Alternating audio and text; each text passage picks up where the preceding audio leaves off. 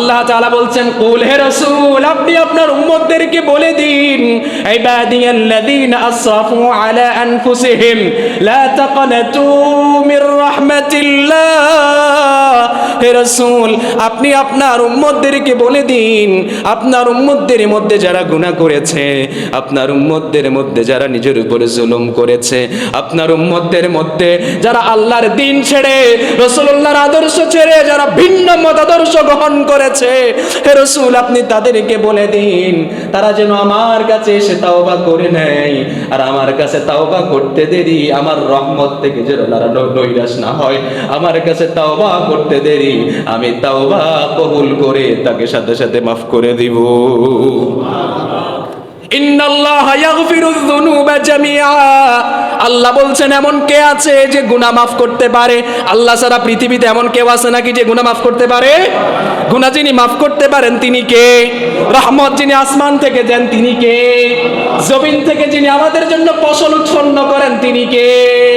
আল্লাহ ছাড়া কেউ বৃষ্টিও দিতে পারে না, আল্লাহ ছাড়া কেউ জমিন থেকে ফসল উৎপন্ন করতেও পারে না। এই আকীদা আমাদের আছে না নাই? যিনি পারেন সবকিছু তিনি কে? আমার প্রিয় ভাইয়েরা, শুধু তাই নয়, আল্লাহ তাআলা চমৎকার করে বলছেন, ইয়া আইয়ুহাল্লাযীনা আমানু তুবু ইলাল্লাহ তাওবাতান নাসুহা। আল্লাহ তাআলা বলেন না ইয়া আইয়ুহান নাস, আল্লাহ তাআলা সমস্ত মানুষদেরকে বলেন না। সমস্ত মানুষ তো গুনাহ করে, হিন্দুরা গুনাহ করে কি করে না? তারা তো কাফের, তাদের তো বিনা হিসাবে জাহান্নাম, ঠিক কিনা বলেন? কিন্তু আল্লাহ তাআলা মানুষদেরকে দেদারসে বলেন নাই। আল্লাহ তাআলা একটি জাতি সম্পর্কে বলছেন, ইয়া আইয়ুহাল্লাযীনা আমানু, হে ঈমানদারেরা। তার মানে গুনাহ করে কারা? জোরে বলেন। যারা ঈমানদার, যারা মুসলমান, গুনাহ তো তারাই করে। ইয়া আইয়ুহাল্লাযীনা আমানু, হে ঈমানদারেরা। অন্য আয়াত আল্লাহ বলেছেন, ইয়া আইয়ুহাল্লাযীনা আমানু আমিনু, হে ঈমানদারেরা তোমরা ঈমান আনো। কারণ আমরা যারা নিজেকে ঈমানদার দাবি করি, আমাদের অনেক ঈমানদার আছি, এমন কথা মুখ থেকে বের হয়ে যায়, এমন কথা মুখ থেকে বের হওয়ার কারণে আমরা ঈমান হারা হয়ে যায়। এজন্য ঈমান আনতে যিনি বারবার আদেশ করছেন তিনি কে? এই আয়াতে বলছেন, ইয়া আইয়ুহাল্লাযীনা আমানু, হে ঈমানদারেরা, তুবু ইলাল্লাহ, ফিরে যেতে হবে কার দিকে? কেন আল্লাহর দিকে ফিরে যাবেন? তুবু ইলাল্লাহ তাওবাতান নাসুহা। আল্লাহর দিকে ফিরে যাওয়ার মাধ্যম কি? সেটা হচ্ছে তাওবা। সেটা কি? আপনি যখন আল্লাহর দিকে ফিরে যেতে চাইব, তার প্রথম যে মাধ্যম সেটা হচ্ছে তাওবা। আপনি যখন তাওবা করে নিব, আর তাওবাটা কেমন হবে? তাওবাতুন নাসুহা। তাওবাতুন, এক আলেম ব্যাখ্যা করছেন, নাসুহা এক ব্যক্তির নাম আসলে নয়। নাসুহা কোনো ব্যক্তির নাম নয়। আপনি তাফসীর ইবনে কাসির দেখেন, তাফসীরে বাইজাফি দেখেন, তাফসীরে মাআরিফুল কোরআন দেখেন, প্রসিদ্ধ যে তাফসীরগুলো আছে সেখানে বলা হচ্ছে নাসুহা এমন তাওবাকে বলা হয়, আপনি এমন তাওবা করবেন, রব আগে যেই গুনাহ করেছি না বুঝে করেছি, রব আমার গুনার কথা আমি বুঝতে পেরেছি, এই মুহূর্তে এমন তাওবা আপনার কাছে করছি রে রব, এমন গুনাহ যে আগে করেছি জীবনে আর এমন গুনাহ করব না, জীবনে কখনোই গুনাহ করব না, ওই গুনার দিকে তাকাবো না, ওই গুনার দিকে ঘৃণা ভরে চোখ নিক্ষেপ করবো রে রব, ওই গুনার দিকে আর তাকাবো না। এইভাবে করে যখন আল্লাহকে বলবেন, তাওবাতুন নাসুহা যখন আপনি করে ফেলবো, আমাদের তাওবাকে যিনি কবুল করে নিবেন, প্রাণ খুলে বলেন তো তিনি কে? শুধু কি তাই না, আল্লাহ বলছেন, আসা রাব্বুকুম আইয়ুকাফিরা আনকুম সাইয়্যাতিকুম ويدخلكم جنات تجري من تحتها الأنهار। আল্লাহ বলছেন, কোন ব্যক্তির যদি তাওবাটা কবুল হয়ে যায়, আল্লাহ তাআলা তাকে এমন জান্নাতে প্রবেশ করাবেন, সেই জান্নাতের তলদেশে শরবতের নহর, দুধের নহর যিনি প্রবাহমান করে দিবেন, প্রাণ খুলে বলেন তিনি কে? দেখেন, তাওবা যদি করা যায় আর যদি সেটা কবুল হয়ে যায়, আর সেই তাওবার বিনিময় হচ্ছে সরাসরি জান্নাত। সুবহানাল্লাহ পড়েন। আমার প্রিয় ভাইয়েরা গভীর মনোযোগ, আল্লাহ সুবহানাহু ওয়া তাআলা আরা বলছেন চমৎকার করে, ইল্লা মান তাবা ওয়া আমানা ওয়া আমিলা আমালান সালিহা ফাউলাইকা ইউবাদদিলুল্লাহু সাইয়্যাতিহিম হাসানাত ওয়া কানাল্লাহু গফুরার রাহিমা। পড়েন আল্লাহু আকবার। এতক্ষণ বললাম আমার আপনার অনেক বেশি গুনাহ হয়েছে, গুনাহ হওয়ার কারণে আমি আপনি তাওবা করলাম, আল্লাহ মাফের ঘোষণা করেছেন। কিন্তু এই আয়াতের মধ্যে কি বলছেন শুনেন, আল্লাহ বলছেন ইল্লা মান তাবা, কোন ব্যক্তি যখন তাওবা করবে, ওয়া আমানা, তাওবা পড়া, তাওবা যখন করবে সাথে সাথে তার এক নাম্বার কাজ হচ্ছে ঈমান আনা। বলেন কি আনা? ঈমান আনে বসে থাকলে হবে না। ওয়া আমিলা সালিহা, তাওবা করলাম, ঈমান আনলাম, এবার ভালো কাজ যখন আমি আপনি শুরু করে দিব, তিনটা কাজ করতে হবে। জোরে বলেন কয়টা? এক নাম্বার কি? তাওবা। এক নাম্বার কি বলেন? দুই নাম্বার ঈমান, দুই নাম্বার, তিন নাম্বার ভালো কাজ। এই তিনটি কাজ যখন যারা পরপর করবে, তাওবা করবে, ঈমান আনলো, ভালো কাজ করলো, এই তিনটা কাজ যারা সাথে সাথে করবে, আল্লাহ তাআলা বলছেন ইল্লা মান তাবা ওয়া আমানা ওয়া আমিলা আমালান সালিহা ফাউলাইক ইউবাদদিলুল্লাহু সাইয়্যাতিহিম হাসানাত। এই তিনটা কাজ যারা করবে, তারা তাওবা করবে, সাথে সাথে আল্লাহ তাদেরকে মাফ করে দিবেন। শুধু এতটুকু না, আয়াতের ভিতর আরেকটা কথা লুকায়িত আছে। আল্লাহ তারা বদল করে দিবেন। কি বদল করবেন? আমি আপনি এতদিন মনে করেন এখন বাজে 12:55, এই 12:55 আগে আমার আপনার আমলনামার মধ্যে একটাও নেকি নাই, সব গুনাহ। একটাও নেকি নাই, সব আমার আপনার আমলনামার মধ্যে গুনাহ।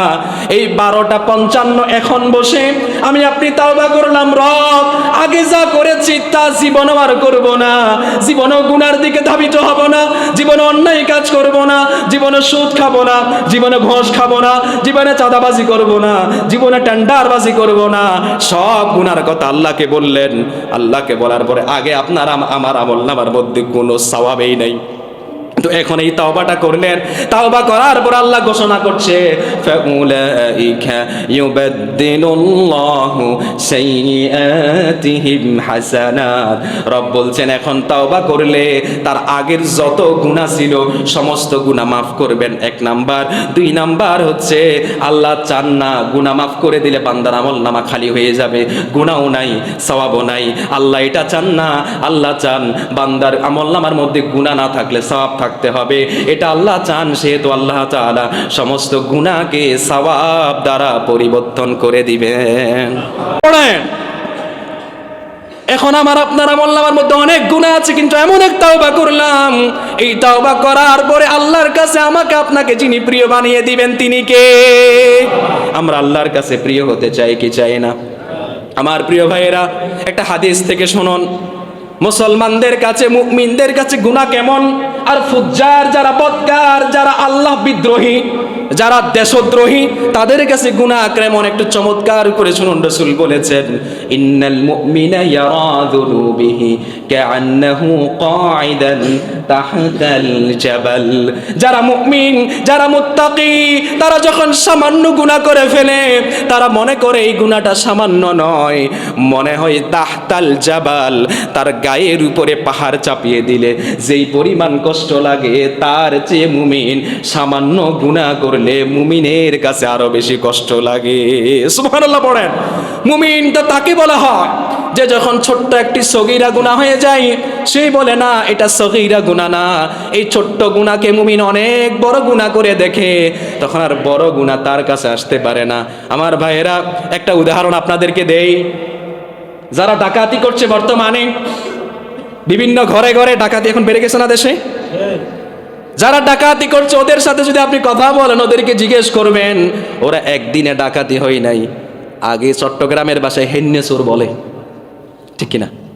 কি চোর বলে? যারা পাকঘরের মধ্যে ঢুকে ডেক্সি চুরি করে, তারপরে প্লাস্টিকের জিনিস চুরি করে। আগে এটা চুরি করতে করতে মোটামুটি সে একটা অভ্যস্ত হয়ে যায়, তারপরে এবার ঘরে ঢুকে চুরি করে, চুরি করে যখন ধরা না খায়, এবার সে ডাকাতি করতে শুরু করে, ঠিক কিনা বলেন? মানুষ এরকম।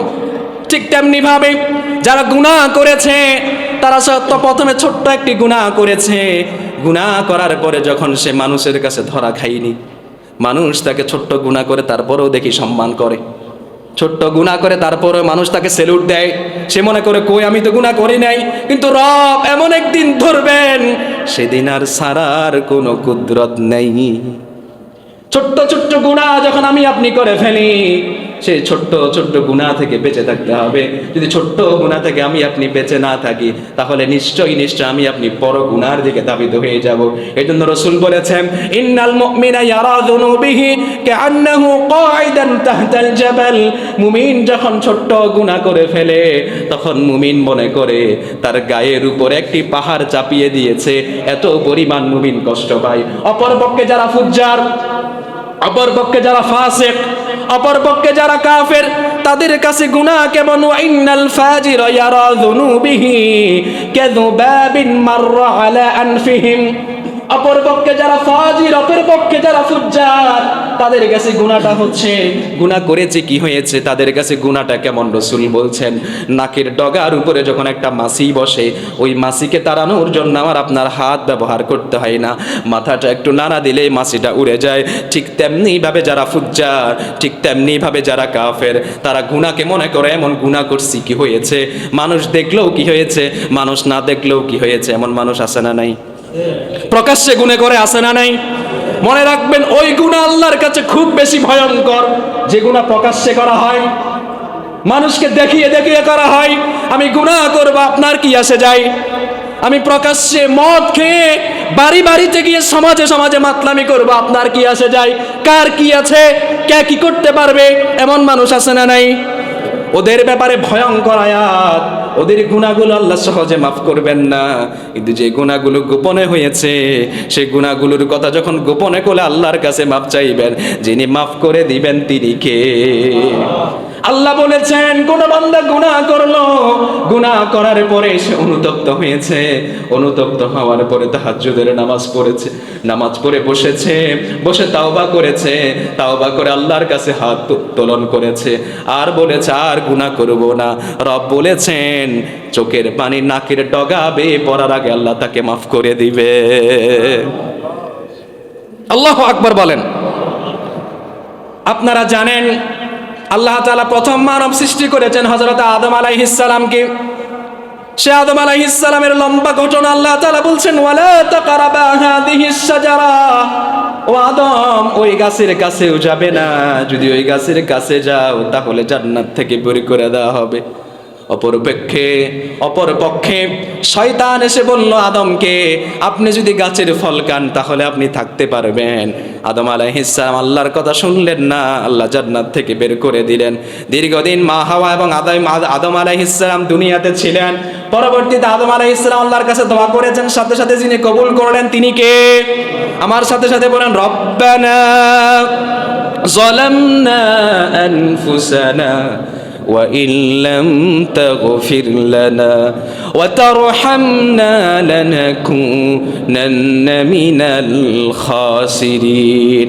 আদম আলাইহিস সালাম আল্লাহর কাছে দোয়া করেছেন, রব্বানা, ও আমার রব, যালামনা আনফুসানা, আমি আমার নফসের প্রতি জুলুম করেছি, ওয়া ইল্লাম তাগফির লানা, আপনি যদি আমাদেরকে ক্ষমা করে না দেন, ওয়াতারহামনা, আপনি যদি আমাদের উপরে রহমত নাযিল না করেন, লানাকুনান্না মিনাল খাসিরিন, আমরা তো ধ্বংসপ্রাপ্ত হয়ে যাব, আমরা তো বরবাদ হয়ে যাব। এইভাবে যখন আদম আলাইহিস সালাম দোয়া করলেন, এই দোয়া যিনি কবুল করলেন তিনি কে? এই দোয়া কি শুধু আদমের জন্য না, আমরাও যদি আদম আলাইহিস সালামের ভাষায় এখনো যদি এই দোয়া পড়ে তাওবা করি,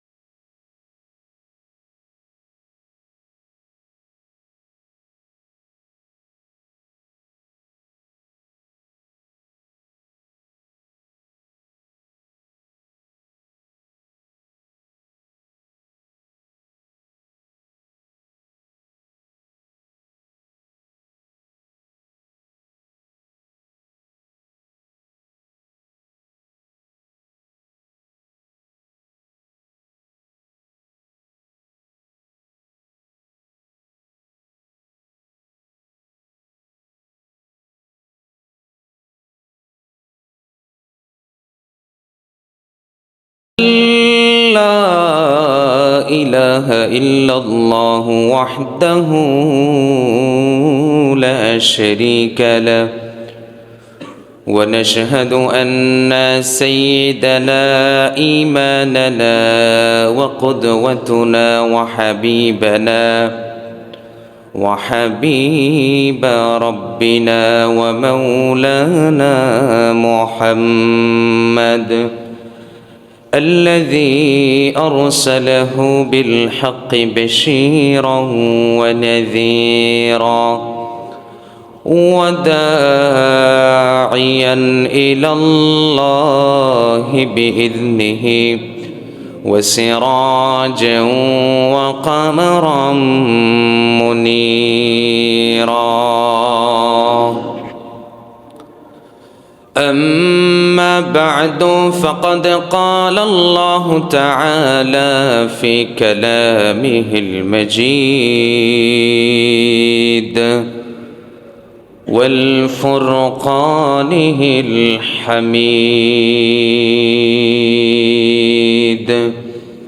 আমার সাথে সাথে সবাই পড়ুন আউযু বিল্লাহি মিনাশ শাইতানির রাজীম বিসমিল্লাহির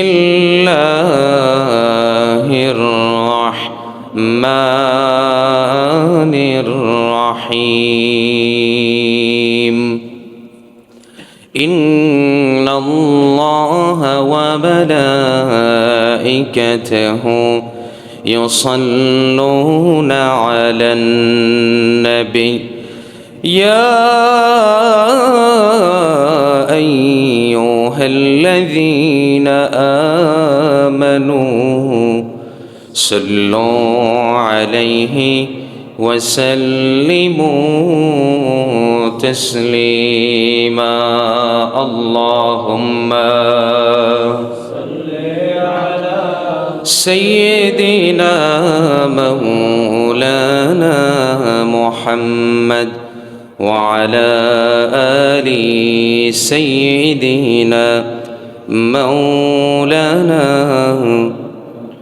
রজবে শাবানে বরকতে দাও রমজান মাসে গুনাহ ঝরাও রজবে শাবানে বরকতে দাও রমজান মাসে গুনাহ ঝরাও প্রতিটি দিনে তুমি বরকতে দাও জুমার দিনেতে গুনাহ ঝরাও আল্লাহুম্মা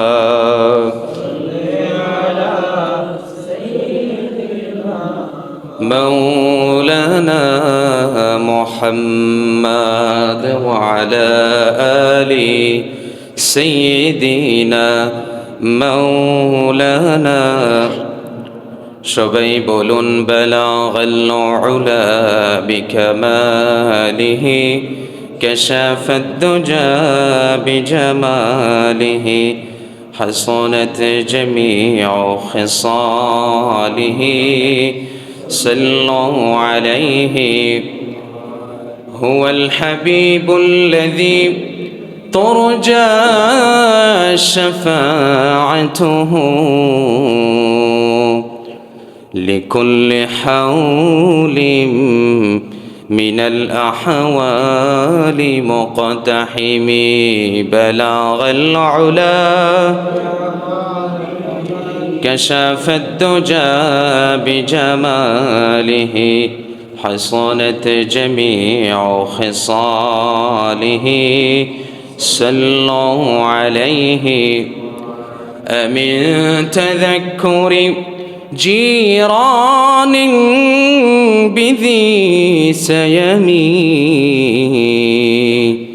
نجشت دمعا جرام مقلة بدمي بلغ العلا بكماله كشف الدجى بجماله حصنت جميع خصاله صلوا عليه উপস্থিত সম্মানিত প্রাণপ্রিয় শ্রদ্ধাভাজন মুসল্লিয়ানি কারাম মুরব্বিয়ানি এজাম,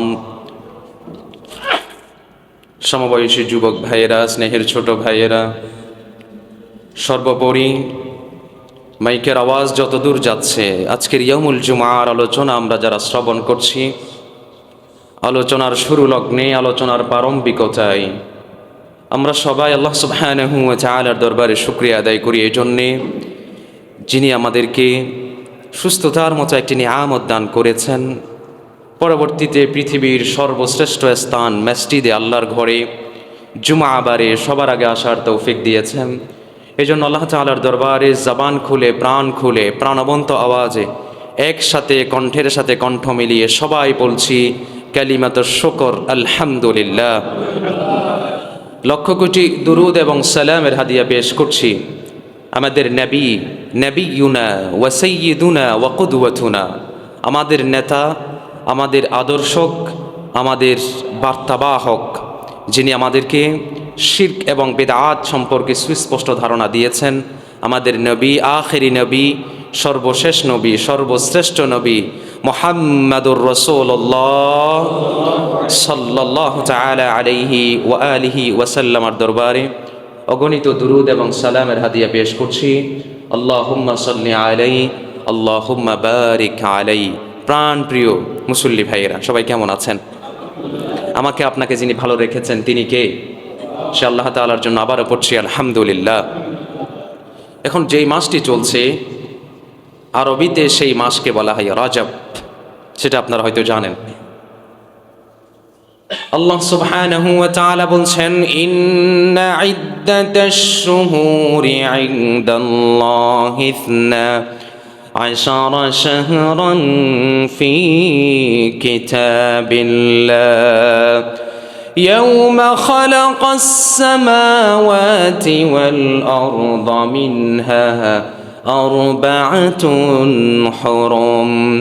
আল্লাহ সুবহানাহু ওয়া তাআলা বলছেন পৃথিবী সৃষ্টির আগে যখন আল্লাহ তাআলা আসমান সৃষ্টি করেন নাই, আল্লাহ যখন জমিন সৃষ্টি করেন নাই, আসমান জমিন সৃষ্টি করার আগে, আমাদেরকে সৃষ্টি করার আগে তিনি সৃষ্টি করেছেন 12টি মাস। যেভাবে আমরা মুহররম, সফর, আরবি 12টি মাস যিনি সৃষ্টি করেছেন তিনি কে? এই আয়াতের শেষাংশে আল্লাহ তাআলা বলছেন আরবাআতুন হুরুম, 12টি মাসকে আমি সৃষ্টি করেছি। 12টি মাসকে সৃষ্টি করার পরে আল্লাহ তাআলা 12টি মাসের ভিতরে 4টি মাসকে আল্লাহ শ্রেষ্ঠত্ব দিয়েছেন। যেভাবে স্কুল, কলেজ, ইউনিভার্সিটি যারা পড়েন প্রত্যেকটা ক্লাসে সবাই কিন্তু স্টুডেন্ট, কিন্তু স্টুডেন্টের ভিতরে কিছু ভালো স্টুডেন্ট থাকে, টিচাররা তাদেরকে মার্ক করেন। ঠিক তেমনি ভাবে সব মাসই কিন্তু আল্লাহর মাস। তন্মধ্যে আল্লাহ তাআলা মাসগুলোর ভিতরে 4টি মাসকে আল্লাহ খুব বেশি ভালোবাসেন। 4টি মাস কোন কোন মাস সেটার বর্ণনা এসেছে হাদিসের মধ্যে। নবী করিম সাল্লাল্লাহু আলাইহি ওয়াসাল্লাম বলেছেন সালাসাতুন মুতালাবিয়াতুন ওয়া রাজাবুন মাদার, 4টি মাসের মধ্যে 3টি মাস হচ্ছে একেবারে লাগাতার। এক নাম্বার হচ্ছে যুলকআদা, যেটাকে আমরা বলি জিলকাত। 2 নাম্বার হচ্ছে জিলহজ, এই দুটো মাস হচ্ছে হাজের মাস।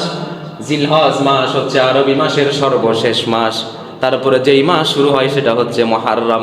জিলকাত, জিলহজ, মুহররম 3টা হচ্ছে লাগাতার। ওয়া রজবুল মুদর, আর আরেকটি মাস হচ্ছে ভিন্ন, সেটা হচ্ছে রজব। এই 4টি মাস একজন সত্তার কাছে শ্রেষ্ঠ। আওয়াজ দিয়ে বলেন তিনি কে? আল্লাহর কাছে এই 4টি মাস প্রিয়। এখন প্রশ্ন হচ্ছে রমাদান যখন আসে মসজিদের খতিবরা তখন আলোচনা করেন রমাদানেই হচ্ছে শ্রেষ্ঠ মাস। তাহলে আমরা বললাম এই শ্রেষ্ঠ মাস কন্ট্রাডিকশন কোথায়? এটা জানতে হলে আপনাকে জানতে হবে ইলমুল বাদি, ইলমুল মাআনি। এই সমস্ত ইলমগুলো যখন আপনার ভিতরে, আমার ভিতরে থাকবে, তখন আমি আপনি জানতে পারবো কেন এই 4টি মাসকে শ্রেষ্ঠত্ব দিয়েছেন। ওটা মাস আবার বলেন ওটা, এর কারণ হচ্ছে রমাদান শ্রেষ্ঠত্ব হয়েছে কোরআন নাজিল হওয়ার কারণে, আর রমাদান শ্রেষ্ঠত্ব হয়েছে রসুল আসার কারণে। কারণ এই 4টি মাস যে শ্রেষ্ঠ, এটা শুধু আমাদের না, আদম আলাইহিস সালাম থেকে মুহাম্মদ রাসূলুল্লাহ পর্যন্ত এই 4টি মাস শ্রেষ্ঠ। আর রমাদান শুধুমাত্র শ্রেষ্ঠ হচ্ছে আমাদের নবীর জন্য শ্রেষ্ঠ। পড়েন সুবহানাল্লাহ। ওই 4টি মাস আদম থেকে আমাদের নবী পর্যন্ত সকলের জন্য এই 4টি মাস প্রিয় করে দিয়েছেন, কিন্তু স্পেশাল ভাবে রমাদান কেবল আমাদের জন্যই আল্লাহ তাআলা শ্রেষ্ঠত্ব দান করেছেন। সুবহানাল্লাহ পড়েন। আসুন, এই রজব মাসের অনন্য মর্যাদা রয়েছে। এই রজব মাসের কিছু আমলের কথা আমরা শুনবো, তারপরে আমরা আরেকটি বিষয়ের উপর আলোচনা করব ইনশাআল্লাহ। এই রজব মাসের অসংখ্য ফজিলত রয়েছে। নবী করিম সাল্লাল্লাহু আলাইহি ওয়াসাল্লাম বলছেন, খিয়ারাতুল্লাহি মিনাশ শুহুরি শাহরুন রজব। নবী করিম সাল্লাল্লাহু আলাইহি ওয়াসাল্লাম বলছেন, আরবিতে যত মাস আছে সমস্ত মাসের ভিতরে শ্রেষ্ঠ মাস হচ্ছে রজব মাস। সুবহানাল্লাহ পড়েন। কেন রজব মাস শ্রেষ্ঠ? রাসূল বলেছেন এই রজব মাস হচ্ছে সরাসরি আল্লাহর মাস। পরবর্তীতে রজবের পরে যেই মাস, সেই মাসের নাম কি? শাবান। রাসূল বলেছেন রমাদানু শাহরি, রমাদান হচ্ছে আল্লাহর মাস, শাবানু শাহরি, শাবান হচ্ছে রাসূলের মাস। সুবহানাল্লাহ পড়া। রজব আল্লাহর মাস, শাবান রাসূলের মাস, আবার রমাদান আল্লাহর মাস, মাঝখানে আল্লাহর মাস, আবার মাঝখানে রাসূলের মাস, আবার মাঝখানে আল্লাহর মাস। এর মানে বোঝা যায় কি, রজব, শাবান এবং রমাদান এই 3টি মাস আমাদের ইবাদতের পরিমাণ যার যত বেশি বাড়বে সে তত বেশি আল্লাহ এবং তার রাসূলের কাছে প্রিয় হয়ে যাবে। সুবহানাল্লাহ। আমরা আল্লাহ এবং তার রাসূলের কাছে প্রিয় হতে চাই কি চাই না? শুধু আল্লাহর কাছে প্রিয় হলে হবে না, রাসূলের কাছেও প্রিয় হইতে হবে। রাসূলের কাছে যেমন প্রিয়, আল্লাহর কাছেও তেমন প্রিয় হতে হবে। সুবহানাল্লাহ পড়েন। আর রাসূলের আনুগত্য করলেই কেবল আল্লাহকে পাওয়া যায়। আল্লাহকে পাওয়ার মাধ্যম হচ্ছে মুহাম্মাদুর রাসূলুল্লাহ। যে বলে আমি রাসূলকে আনুগত্য করি না, শুধুমাত্র আল্লাহরই আনুগত্য করি, সে ঈমানদার হবে না। কারণ কালিমার মধ্যে আছে, পড়েন লা ইলাহা ইল্লাল্লাহু মুহাম্মাদুর রাসূলুল্লাহ। কালিমার মধ্যে এসেছে আল্লাহ ছাড়া কোনো ইলাহ নাই।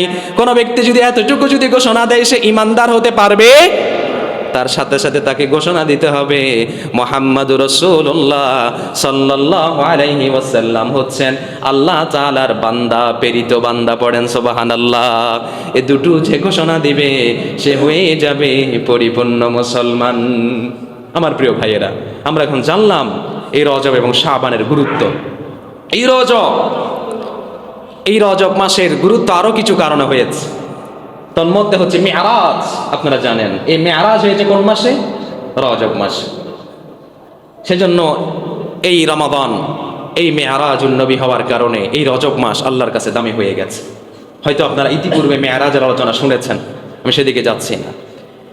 এবং এই রজব মাস আরো দামি হওয়ার কারণ হচ্ছে, আপনারা জানেন ইসলামের মধ্যে হিজরতের মাধ্যমে ইসলাম দুনিয়া ব্যাপী ছড়িয়ে পড়েছে। হিজরত হয়েছে 2বার। জোরে বলেন কয়বার? অনেকে মনে করেন হিজরত হয়েছে শুধুমাত্র একবার, মক্কা থেকে মদিনা। না, হিজরত হয়েছে 2বার। প্রথম হিজরত হয়েছে মক্কা থেকে আবিসিনিয়া। আবিসিনিয়ার মধ্যে কিছু সাহাবী গিয়েছেন, রাসূল আবিসিনিয়ার সেই প্রধানের কাছে চিঠি পাঠিয়েছেন। চিঠি পাঠানোর পরে আবিসিনিয়ার সেই বাদশা, বর্তমানে বলা হয় ইথিওপিয়ার সেই রাষ্ট্রপ্রধানকে রাসূলুল্লাহ সাল্লাল্লাহু আলাইহি ওয়াসাল্লাম চিঠি প্রেরণ করেছেন। পরবর্তীতে তিনি বলেছেন, হ্যাঁ তোমরা যদি আমাদের কাছে কিছু লোক পাঠাও আমরা আমানতে রাখবো। রাসূল প্রথম সাহাবীদেরকে পাঠিয়েছিলেন আবিসিনিয়া। পরবর্তীতে হিজরত হয়েছে রাসূল সহ, আবু বকর সহ মক্কা থেকে মদিনা। সুবহানাল্লাহ। এই যে প্রথম হিজরত, এটা হয়েছে রজব মাস। ইসলামের আরেকটি যুদ্ধ তাবুক যুদ্ধ। এই তাবুক যুদ্ধটি হয়েছে রমাদান মাস। কাবা ঘর ইব্রাহিম আলাইহিস সালাম নির্মাণ করেছেন। পরবর্তীতে যে পুনর্নির্মাণ হয়েছে, এই পুনর্নির্মাণটাও হয়েছে রজব মাস। শুধু তাই, ঐতিহাসিক চুক্তি সমূহ হয়েছে রজব মাসে। এই রজব মাস এমন একটি মাস, রাসূল বলেছেন রজব মাস সহ যে 4টি মাসের কথা আমি আপনাদেরকে বললাম, এই 4টি মাসে রাসূল হারাম করেছেন যুদ্ধ করা যাবে না, ঝগড়াঝাটি করা যাবে না, মারপিট করা যাবে না, একে অন্যের সাথে মত ভিন্নতা হতে পারবে না। এই 4টি মাসে তোমরা মিলেমিশে থাকবে, কারণ এই 4টি মাস যুদ্ধ বিগ্রহের জন্য নয়, এই 4টি মাসকে ইবাদতের জন্য যিনি নির্ধারণ করে দিয়েছেন, প্রাণ খুলে বলেন তো তিনি কে? এই 4টি মাসকে আল্লাহ তাআলা ইবাদতের জন্য নির্ধারণ করে দিয়েছেন। সম্মানিত প্রাণপ্রিয় ভাইয়েরা, আমরা শুনলাম রজব মাসের ফজিলত। এই রজব মাস অত্যন্ত গুরুত্বপূর্ণ একটি মাস, কিন্তু আমরা রজব মাসকে গুরুত্ব দেই না, কারণ রাসূল তো নিজেই শিক্ষা দিয়েছেন। পড়েন, আল্লাহুম্মা বারিক লানা ফি রজব ওয়া শাবান ওয়া বাল্লিগনা রমাদান। আল্লাহর কাছে কি বলছি? ইয়া রব, আল্লাহুম্মা বারিক লানা ফি রজব ওয়া শাবান, ও রব আপনি রজব এবং শাবান মাসের মধ্যে বরকত দান করে দিন, আর আমাদের সবাইকে রমাদান পর্যন্ত পৌঁছিয়ে দিন। পড়েন আমিন। আল্লাহর কাছে এই দোয়া করা চাই, রব আমাদের মৃত্যু যদি চলে আসে, মৃত্যুর পরমানা যদি জারি হয়ে যায়, ও রব আপনি আমাদেরকে মৃত্যু দিয়েন না, ও রব আপনি আমাদেরকে পৃথিবী থেকে নিয়ে যায়েন না। যদি মৃত্যুটা দেন, রজবটা শেষ করে শাবানটা অতিবাহিত করার পরে রমাদানের রোজা রাখা অবস্থায় মৃত্যু দিয়েন, আর রমাদানে মৃত্যু মানি সরাসরি আল্লাহর জান্নাতে যিনি প্রবেশ করাবেন তিনি কে? কে তিনি? তাহলে প্রিয় ভাইয়েরা, যেহেতু রজব মাস আসছে, আমাদেরকে খুব বেশি ইবাদতের দিকে ধাবিত হতে হবে। আর যদি খুব বেশি ইবাদতের দিকে ধাবিত হতে হয়, ইবাদতের দিকে ধাবিত হওয়ার প্রথম যে স্টেপ, সেটা হচ্ছে তাওবা করে নেওয়া। 1 নাম্বার যে কাজ, সেটা হচ্ছে তাওবা করে নিতে হবে। তাওবা যখন আমি আপনি করে নিব, তখন আমি আপনি ওই ব্যক্তির তুলনায় সবচেয়ে বেশি প্রিয় হব যে ব্যক্তি গুনাহ করে তাওবা করে না, যে ব্যক্তি ইবাদত করে তাওবা করে না। কিন্তু আমি গুনাহ করার পরে যদি আমি তাওবা করে নিই, ওই ইবাদত গুজার বান্দা থেকেও আল্লাহ তাআলা আমাকে আপনাকে প্রিয় করে নেবেন। সুবহানাল্লাহ পড়বেন না? নবী করিম সাল্লাল্লাহু আলাইহি ওয়াসাল্লাম বলছেন, কুল্লু বানি আদম খাত্তাউন ওয়া খায়রুল খাত্তাইনা আত-তাওয়াবুন। রাসূল বলেছেন, তোমরা সবাই হচ্ছে গুনাহগার। আমরা সবাই কি বলেন? এমন কে আছেন বলতে পারবেন জীবনে একটা গুনাহ করেন নাই? জীবনেও বলতে পারবো না, কারণ রাসূল নিজেই ঘোষণা দিয়েছেন, কুল্লু বানি আদম খাত্তাউন। শুধুমাত্র আমি গুনাহগার এটা ঘোষণা করেন নাই, রাসূল ঘোষণা করেছেন আমি গুনাহগার, আমার দাদা গুনাহগার, আমার বাবা গুনাহগার, আমার মা গুনাহগার। রাসূল ঘোষণা করেছেন তোমরা সবাই গুনাহগার। এর কারণ হচ্ছে আমরা সবাই কার সন্তান? আদমের সন্তান। এজন্য রাসূল বলেছেন, কুল্লু বানি আদম খাত্তাউন। আদমের সন্তান যারা আছে সবাই গুনাহগার। তবে এখন গুনাহ থেকে পরিত্রাণ পাওয়ার উপায় কি? রাসূল বলেছেন, ওয়া খায়রুল খাত্তাইনা আত-তাওয়াবুন। গুনাহগার হওয়া থেকে পরিত্রাণ যদি হতে চায়, তার একটা কারণ আছে, একটা মাধ্যম আছে, সেটার নাম হচ্ছে তাওবা। সেটার নাম কি? এই তাওবা সম্পর্কে আমরা কে না জানি, কিন্তু তাওবাটা কিভাবে করতে হয় আমাদের সমাজে একটা ভুল ধারণা আছে। কেউ যদি ভুল করে ফেলে, ডানে একটা থাপ্পড় দেয়, বাঁয়ে একটা থাপ্পড় দেয়, বলে তবা তবা। আছে না নাই? কিন্তু তাওবার সিস্টেম এটা নয়। শিক্ষা দিয়েছেন মুহাম্মাদুর রাসূলুল্লাহ সাল্লাল্লাহু আলাইহি ওয়াসাল্লাম। কিভাবে সেটা জানি? আমার প্রিয় ভাইয়ের, আল্লাহ সুবহানাহু ওয়া তাআলা বলছেন, ওয়া ইন্নী লাগাফফারুন লিমান তাবা ওয়া আমানা ওয়া আমিলা সালিহান সুম্মা ইহতাদা। তাওবা তো বলা হয় তাকে, কাবার শরীফে যারা হজ করতে গিয়েছেন, মাকাম ইব্রাহিমের সেই পাশে কাবার ওই কালো গিলাপের মধ্যে গোল্ডেন কালার দিয়ে আয়াতটা আল্লাহ তাআলা লিখে দিয়েছেন। সেই আয়াতের মধ্যে আল্লাহ বলছেন, ওয়া ইন্নী লাগাফফারুন লিমান তাবা। যারা গুনাহ করেছে, গুনাহ করতে করতে নিজের জীবনটাকে শেষ করে ফেলেছে, ওয়া ইন্নী লাগাফফারুন লিমান তাবা।